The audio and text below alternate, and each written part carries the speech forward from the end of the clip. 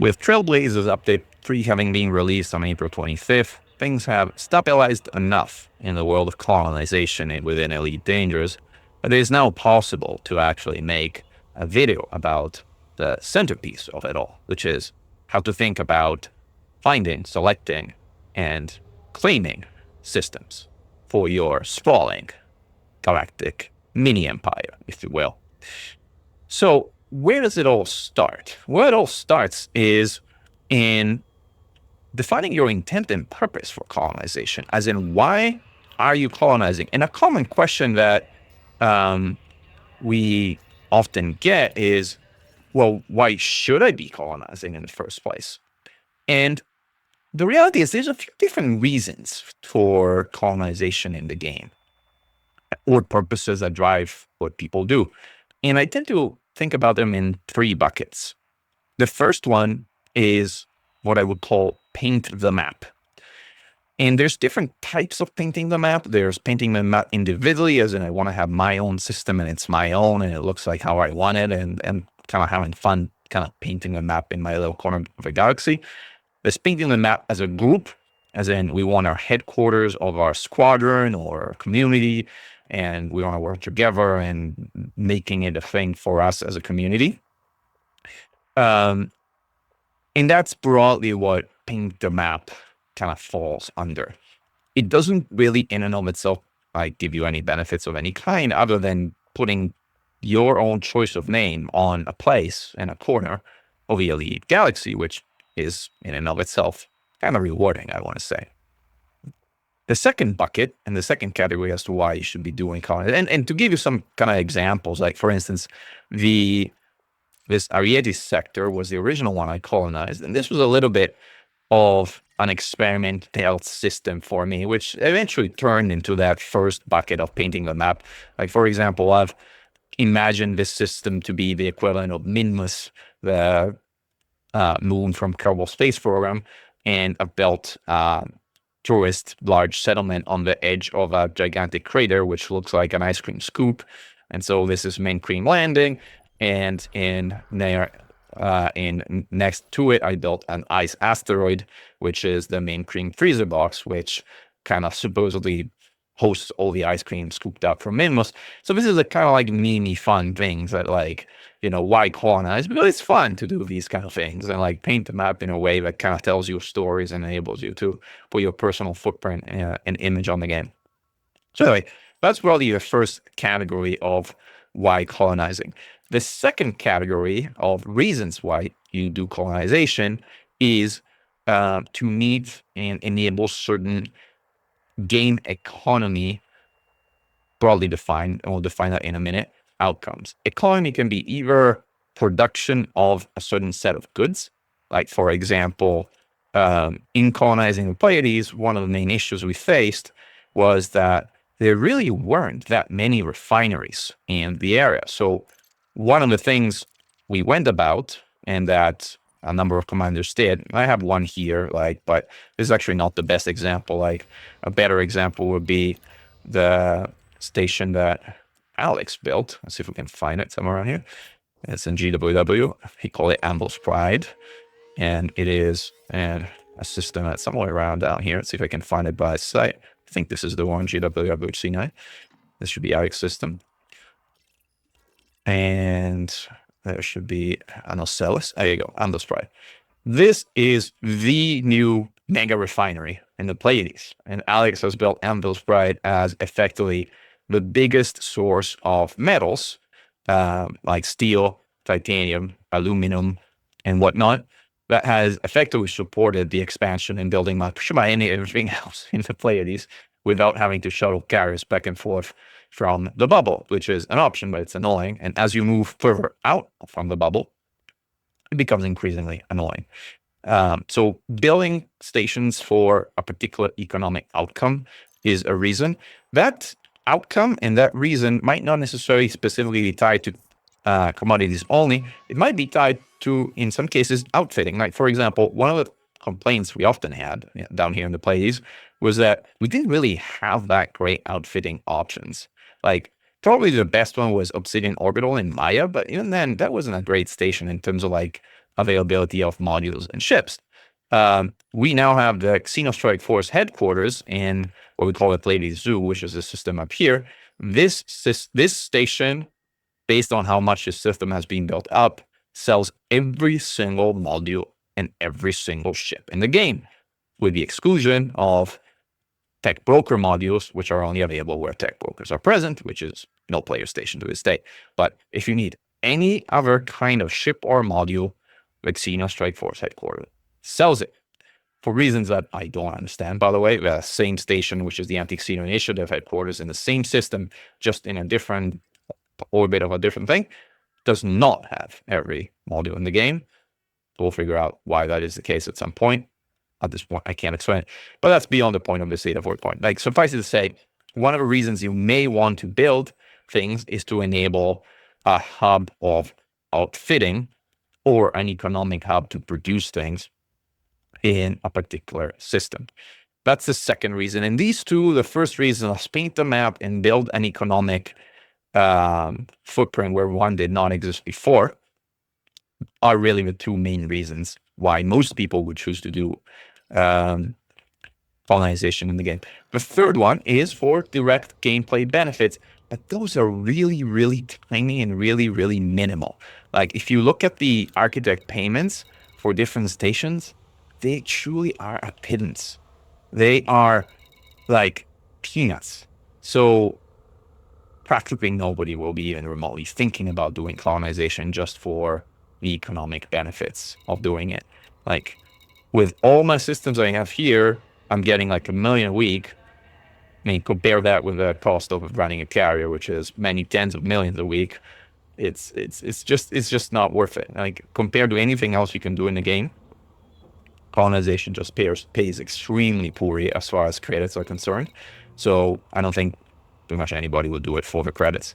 The other benefit that you get as a system architect is the so-called system architect discount, which is this discount bonus that gets active after you build 10 systems in the 10 stations of or facilities in the system. But this bonus is also truly peanuts. It's like 3%.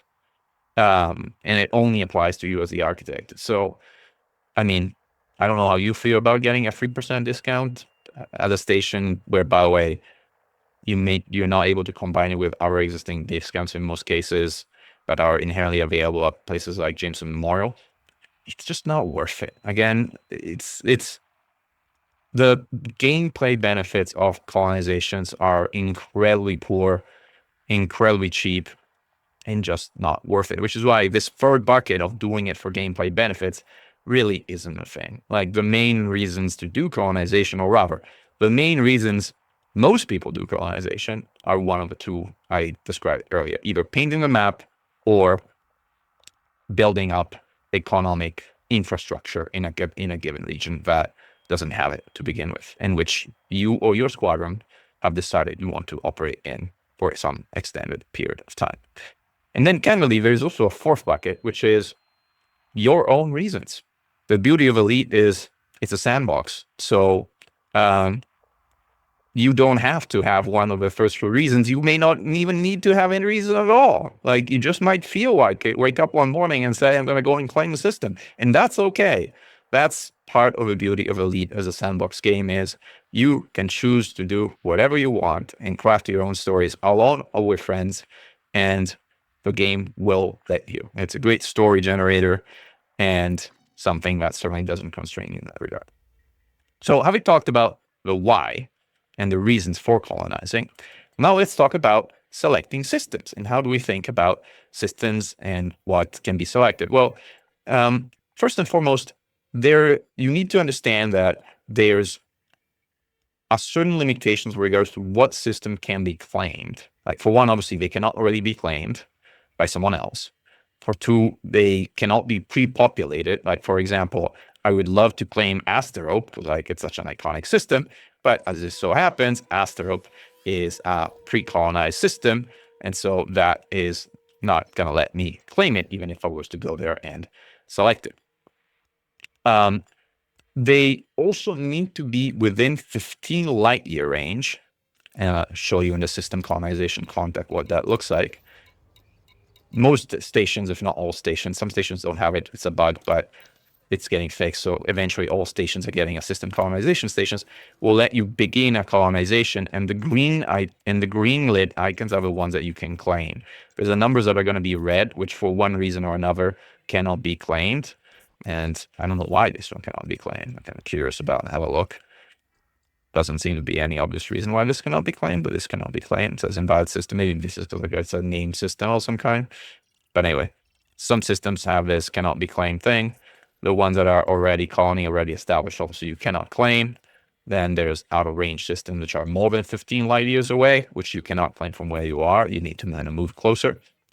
And for ones that can be claimed, the statistic will tell you like what, if you have the system data, it'll tell you like what the system looks like. And then you can have a look and decide whether this is a system that you can claim or not. You do need the system data to be able to see the system. So typically, before you actually make your claim, you'll be going on a little bit of a scouting expedition. So you'll be flying around, skirting the area somewhere in the 15 or less or fewer light years from a populated system. And you will be exploring and looking for systems for something that you find interesting. And we'll talk about in a moment what interesting means or what interesting could mean for you. An asterisk and a footnote is pre-populated systems outside of a bubble are not valid origination targets for colonization. So you cannot go to Jacques Station in Colonia and start claims straight from there. You need to keep building from the bubble and eventually get there if you want to colonize around Colonia.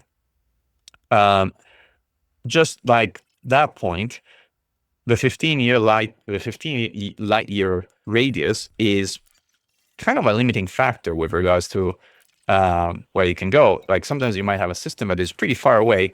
That's where commanders typically get together as a community and go for what we call bridging efforts. Like, for example, the Distant World community, together with Canon and a bunch of other groups, and if I got the groups wrong, I apologize. Someone will correct me in the comments. I'm positive, but hopefully I kind of got that right. I know the Fatherhood, for instance, has gone through a bridging exercise to reach their California Nebula, which they reached. Let me see if I can just look at the purple coloring, which should be, if I can click here, I have to click on it for purple to appear. There you go. See this whole, see this kind of trail of purple systems. This is what we call a bridging exercise.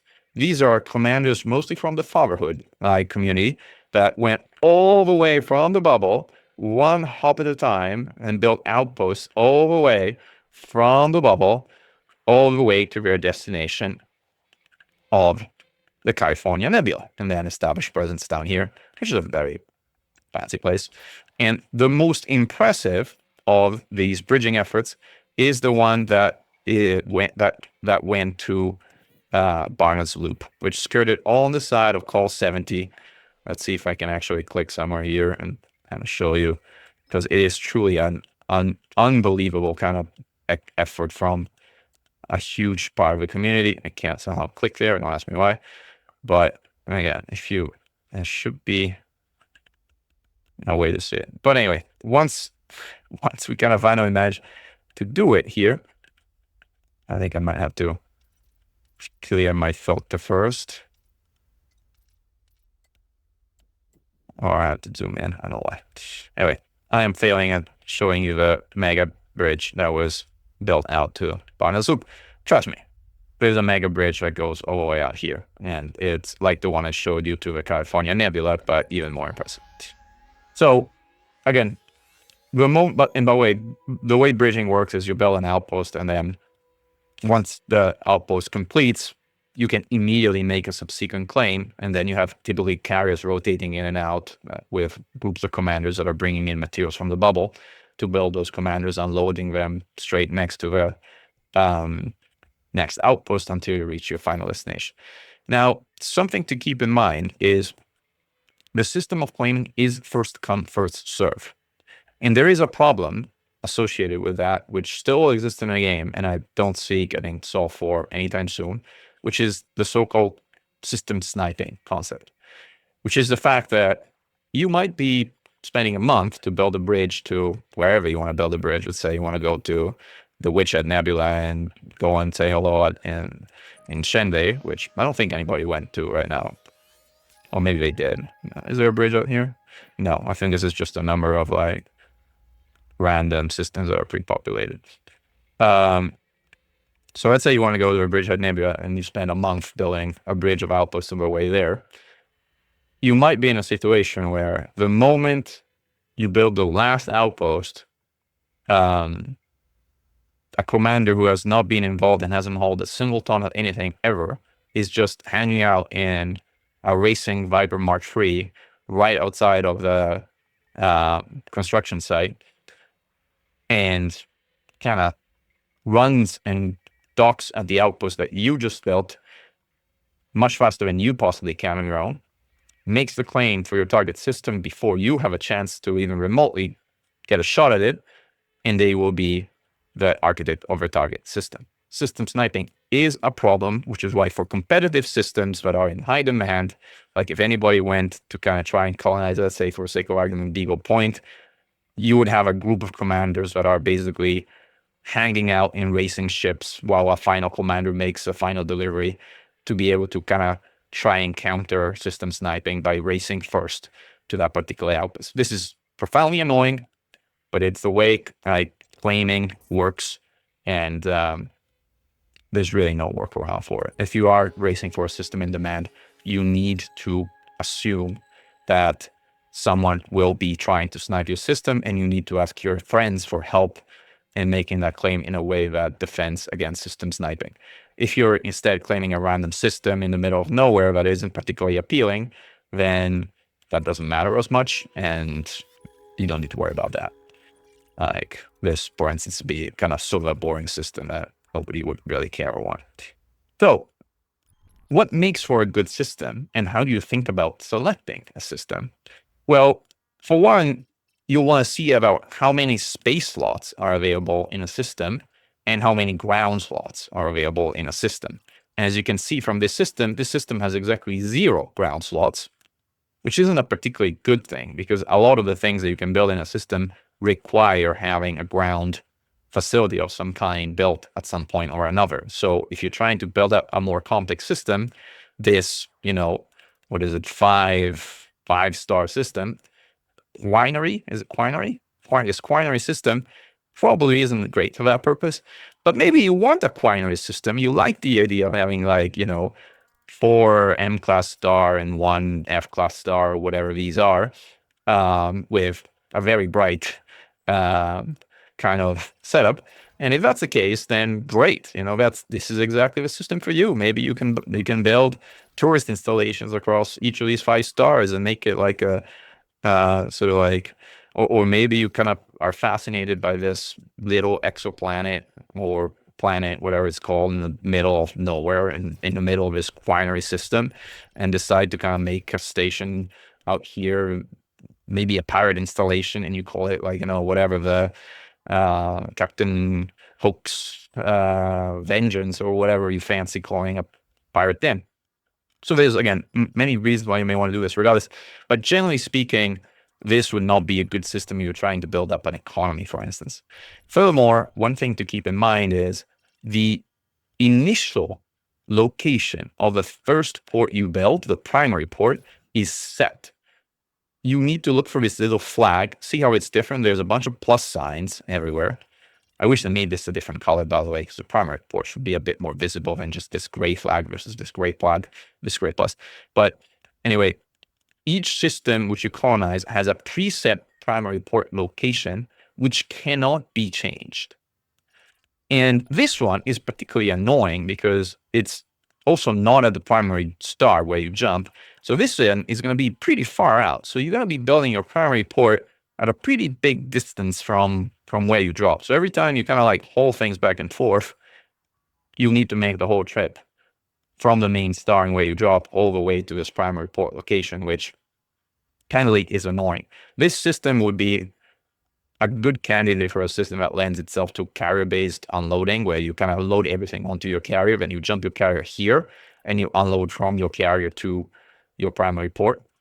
But if you don't have a carrier, then your life is going to be a lot harder if you colonize a system like this from the get-go, for reasons I explained. Like, just to give you a sense, and to show kind of like, oops, I click again on some other kind of random system. The primary port location varies, and in this case, it's in orbit of this moon in the system here. As I mentioned, the primary port cannot be changed, and a primary port can only be of specific and certain types, which depend on its location. Like, for example, if the primary port was here, then the primary port, I believe, would strictly have to be an asteroid base because it's in a ring-based location. If it's here, it cannot be an asteroid base because it is not in a ring location, but it has to be one of a set of others, and we'll get into a moment with regards to how we choose among those different primary ports. Now, it's also important to note that the primary port is the only port that has a time limit to the build. So if you go back to the overall claim, the timeline of events, so that you understand how it works, is once you begin the claim, you select a station, you configure a primary port. We're going to talk a minute about how these different ports change and vary, but for a moment, let's go with a core release for the sake of argument. Once you click confirm the claim, you're going to be given a buoy that you need to go and deploy into the system in 24 hours to actually go and deploy that buoy, the system colonization buoy. If you fail to deploy that buoy in 24 hours, your claim is going to be released, and there's going to be like a timeout between you can claim the system again. If you do deploy the buoy, that's when the system colonization ship is going to jump in. And at that point in time, you're going to have 4 weeks, 4 real-life, real-time weeks to build whatever it is that you chose to build. If you fail to build whatever you picked to build in those 4 weeks, your build will fail and your claim will be released. Once that initial primary port is built, the system is yours forever. And any construction you initiate thereafter is not subject to a time limit. Something, again, to consider and be aware of as you envision what you want to build. So let's talk about what you can build and how you think about it. So there's starports and outposts. Starports further come in tier 2 and tier 3. Tier 2 has either asteroid bases if it's rings or core release stations if it's not. And tier 3 has the choice of Ocellus or Orbis. The Orbis stations are the ones that I think you're most familiar with for the most part.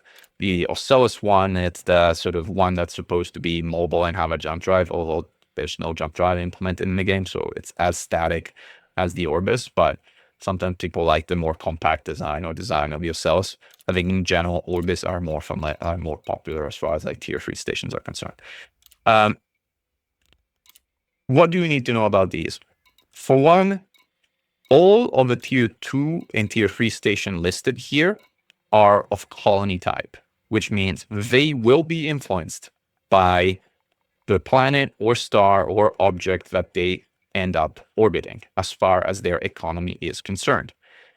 Now, we're working on a specific table and infographic and expect a future video that talks about how planets, strong and weaklings specifically shape economies. That is beyond the point of this video. It's very complicated, and this video would have to be like 2 hours long to be able to cover it all in one go, so we're not going to do it here, but we will eventually. For now, suffice it to say that all of these 3 are of colony type, and so they will be affected by planet type, planet characteristics, and all the modifiers that come with that. The exception, which is not shown here because this is not an asteroid primary port, would be the asteroid base. The asteroid base has an intrinsic economy of type extraction, and as a result, it is not influenced by the planetary intrinsics or planetary modifiers. If you build an asteroid base, it will always have an extraction economy type and an extraction economy type only until you then further specialize it with strong links in other facilities. But that's beyond the point. Outposts are different. Outposts come in a variety of types. There are two types of outposts, the commercial outpost and the civilian outpost, which are of colony type and follow the same rules that the Coriolis and Orbis stations follow, which I just described.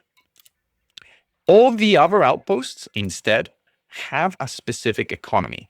So unsurprisingly, the military outpost has a military economy, or the industrial outpost, guess what, has an industrial economy. These other outposts, so the industrial outpost, the criminal outpost, the scientific and military outposts, do not inherit the planet-driven characteristics, and instead they will have the economy type that you listed. So this affects how you think about you build and what you build where, because, for example, let's pick a system where we can see this in action. So this is a high metal content world. This is the system which the primary port orbits. I don't know if it has other modifiers in terms of it. It is tidally locked, but that affects like agriculture. I don't know if it has organics or not. I would want to scan it before I make some bigger decisions. But generally speaking, a colony type station that I built in orbit of this planet, because this is a high metal content world, will inherit extraction as an industry type. If I want extraction as an industry type, then I should build a colony outpost, a colony type outpost, or a Coriolis or an Orbis, and they will inherit that economy type. But if for whatever reason I don't want an economy type, let's say I want to make this system a scientific powerhouse, then I should build a scientific outpost instead, as that is not going to inherit the extraction economy from this planet. So something to consider as you select the outpost. Maybe even more important with regards to selection of your primary port is how much these cost in terms of materials. And we had a table somewhere. I don't know if I can dig it up immediately, but the amount to build a tier 3 starport, like an Apollo or Artemis, is something like 220,000 tons of materials. It is an enormous amount of cargo to haul if you're doing this on your own. It is possible, but you kind of have to know life it if you want to do it in 4 weeks. So you got to be really, really hell-bent on starting with an Orbis if you're really, really committed to doing it. In almost all cases, you're better off starting with an outpost, picking the one that better suits your need, as we just discussed, building it quickly, not burning out, and then you have at that point all the time in the world, no pressure to build whatever is appropriate thereafter. That's my general universal recommendation. Like, if you don't know what you're going to do exactly with a system, build a commercial outpost. Unless you really don't like the economy type of the planet it's orbiting, then pick whatever, scientific, military, or industrial or criminal if you want those instead. But as a general rule, build a commercial outpost. It's the most flexible, lowest cost issue that's not going to mess things up. And it's the least thing in terms of what you're likely to regret building as the initial port. There are exceptions. Like, let me see if I can find another system where I would kind of classify that exception. The exception is if you already chose, or if you already decided that you are going to build up a system in a substantial way, then there's a number of situations where You see, actually, I probably easy because this happened to me in like one of my systems where I was the architect, so I'll pull up one of those systems. Like, for example, I knew when I colonized this system here that I wanted to make it into kind of a refinery. And so knowing that, and that was before the sort of planetary economies had changed, but I knew I wanted to build a space refinery here. And so I decided to build a Coriolis to start because Coriolis are the smallest station that have large pads and can effectively act as refineries at scale. So I decided to start with Coriolis in this particular case. But I had a very specific intent as far as like deciding to go with this first. In these days, now that planet economies have further been specialized, that is an additional factor. So if, for instance, you are trying to build the best refinery in the world, you want to make sure that the system you are claiming or building, let's see, like there's like find some that has a like rocky star or rocky planet. I don't know if I have one around here. This is completely empty. This is not a good system to colonize. There's plenty of system like this. Trying to think if there's one in the zoo, but I don't think there is one in the zoo. I think I might have to go back to Alex's.